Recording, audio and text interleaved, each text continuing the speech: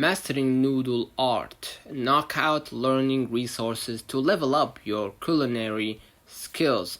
And this product actually comes from the manufacturer, Fine motor game, and kids can grab their fine motor chopsticks, draw a card, and snag oodles of noodles and toppings to make bowls of ramen in the noodle knockout. Fine motor game from learning resources.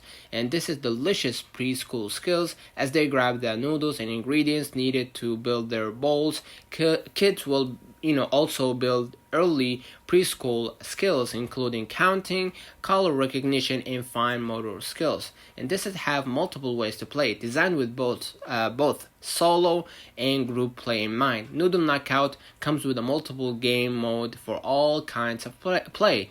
Challenge your friends, test your personal fine motor skills, and more. And this is have pieces stored inside. At the end of this ramen rumble, the game's pieces store inside the fun serving bowl package, making a cleanup, snap, and cutting down on packaging waste at the same time.